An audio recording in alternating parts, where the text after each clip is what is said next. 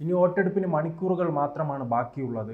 3 മുന്നണികളും വലിയ പ്രതീക്ഷയിലാണ്. അതോടൊപ്പം തന്നെ മുൻ MLA അൻവറും വലിയ പ്രതീക്ഷയിലാണ്. അൻവർ കണക്ക് പറഞ്ഞാണ് മാധ്യമങ്ങളോട് സംസാരിക്കുന്നത്. 75,000 വോട്ട് എനിക്ക് ലഭിക്കും, ഞാൻ വിജയിച്ചു കഴിഞ്ഞു എന്ന രീതിയിലാണ് അദ്ദേഹത്തിൻ്റെ പ്രസ്താവന. പിന്നീട് ബാക്കിയുള്ള 3 മുന്നണികളും വിജയപ്രതീക്ഷയിൽ. ഇതിൽ ആരാണ് വിജയിക്കാൻ സാധ്യത? അപ്പോൾ ചതുഷ്കോണ മത്സരം എന്ന് പറയാം. അൻവർ ഇത്രയും വീറോട് പറയുന്നുവെങ്കിൽ ഈ അൻവറിൻ്റെ വാശിയാണ്, ബാർഗെയിനിങ് ആണ് ഈ അൻവറിനെ ഒരിടത്തും എത്തിക്കാതെ പോയത്. അൻവർ എന്താ UDF-നകത്ത് നിൽക്കാതെ വന്നത്, പുറത്ത് നിർത്തേണ്ടി വന്നത് എന്തുകൊണ്ടാണ്? അൻവറിൻ്റെ ഈ ബാർഗെയിനിങ് ആണ്. അൻവർ വിചാരിച്ചത് പിണറായി വിജയനെ ചോദ്യം ചെയ്ത് വെല്ലുവിളിച്ചുകൊണ്ട് അതിൽ നിന്ന് ഇറങ്ങിക്കഴിഞ്ഞാൽ UDF ഉടൻ തന്നെ സ്വീകരിക്കും എന്നാണ് വിചാരിച്ചത്. അതൊക്കെ തെറ്റിപ്പോയി. അതിനു മുമ്പ് തന്നെ അൻവർ പറഞ്ഞു ഇവിടെ MLA സ്ഥാനവും രാജിവെച്ചു, UDF-ൻ്റെ സ്ഥാനാർത്ഥി VS ജോയി ആയിരിക്കും. UDF അല്ലേ തീർച്ചപ്പെടുത്തേണ്ടത്, അവിടെയും കയറി പ്രഖ്യാപനം നടത്തി. അപ്പം എനിക്ക് തോന്നുന്നു അൻവർ LDF-നകത്തും CPM-ലും ബാർഗെയിനിങ് നടത്തിയിട്ടുണ്ട്.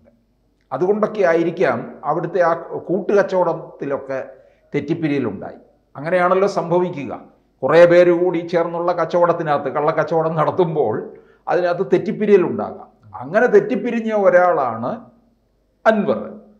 അപ്പം നേരെ സ്വാഭാവികമായിട്ടും പിണറായി വിജയനെതിരെ ഒരാൾ രംഗത്ത് വരുമ്പോൾ UDF-ലേക്ക് കയറുമെന്നാണ് വിചാരിച്ചത്. നോക്കണം, അങ്ങനെ കയറ്റാത്തത് VD സതീശനാണ് ഇതിന് പിന്നിലെന്നാണ് അൻവറിന്റെ വിമർശനം. അല്ല, VD സതീശൻ അതിനകത്ത് സ്ട്രോങ് ആയിട്ട് അഭിപ്രായം പറഞ്ഞു, നടക്കത്തില്ല എന്നുള്ള രീതി തന്നെ. കാരണം ഇങ്ങോട്ട് വന്നപ്പോഴേ VS ജോയിയെ സ്ഥാനാർത്ഥിയായിട്ട് പ്രഖ്യാപിച്ചുകൊണ്ട് വരുന്ന, അപ്പം പിന്നെ ഇവരെന്താ നോക്കുകുത്തികളല്ലേ, UDF-ലെ ഒരംഗമാക്കി മാറ്റുക, ഒരു ഘടകകക്ഷിയാക്കി മാറ്റുക എന്നുള്ള രീതിയിൽ.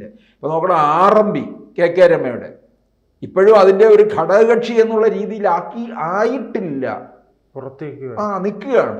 പക്ഷേ കോൺഗ്രസുമായിട്ട് സഹകരിക്കുകയും ഒക്കെ ചെയ്യുന്നുണ്ട്. കോൺഗ്രസിൻ്റെ കൂടി പിൻബലത്തിലല്ലേ വടകരയിൽ നിന്ന് KK രമ ജയിച്ചിട്ടുള്ളത്. അപ്പോൾ പിന്നെ ഈ ഇന്നലെ വന്ന അൻവറിനെ ഏത് തരത്തിലാണ് എടുത്തു വെക്കേണ്ടത്? അപ്പോൾ പക്ഷേ ഇപ്പോൾ അൻവർ പറയുന്നത് എന്താ, 25,000 വോട്ട് പിടിക്കുമെന്ന്.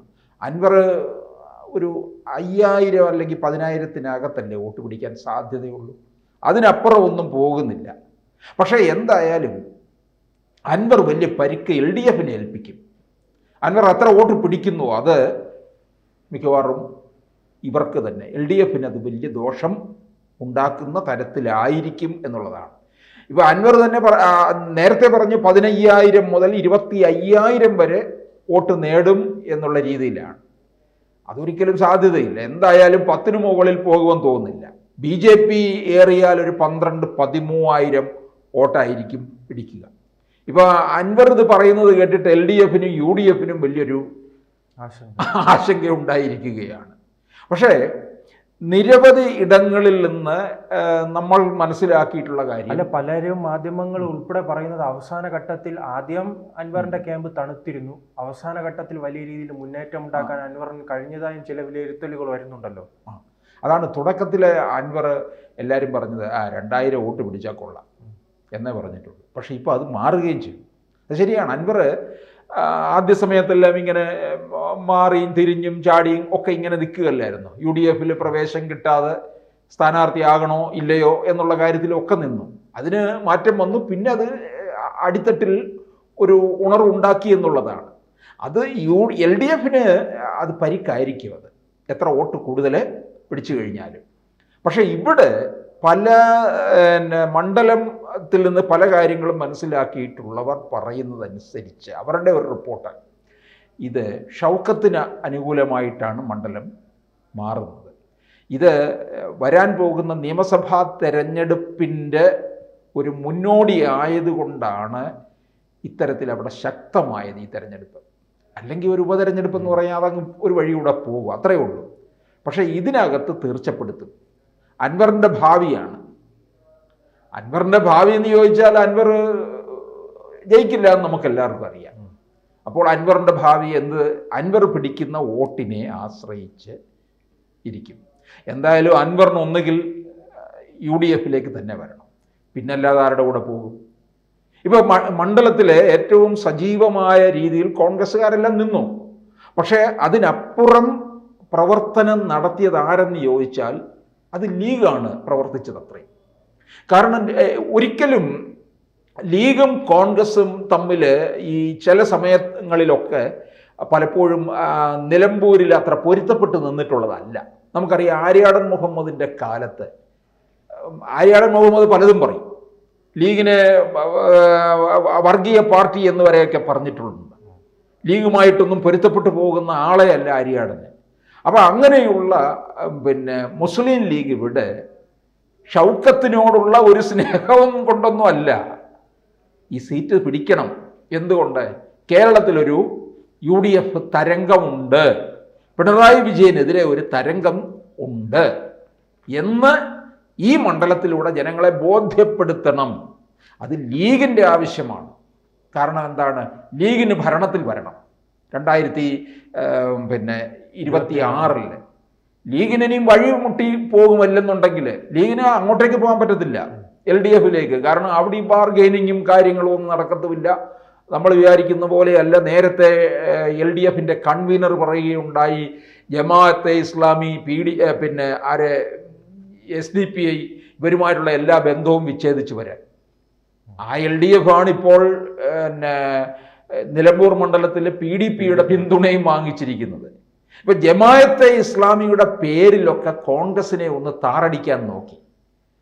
ഇനിയിപ്പോൾ നോക്കിക്കോ, ഷൗക്കത്ത് വിജയിച്ചു കഴിഞ്ഞാൽ എന്തായിരിക്കും പറയാൻ പോകുന്നത്? നിങ്ങൾ വർഗീയവാദികളുടെ വോട്ട് വാങ്ങിയാണ് വിജയിച്ചത്, ഇതായിരിക്കും പറയുന്നത്. Jamaat-e Islami, SDPI, Welfare Party എന്നിവരുടെ പിന്തുണയോടുകൂടി മാത്രമാണ് നിങ്ങൾ വിജയിച്ചത്. പാലക്കാട്ട് ഇത് പറഞ്ഞില്ലേ?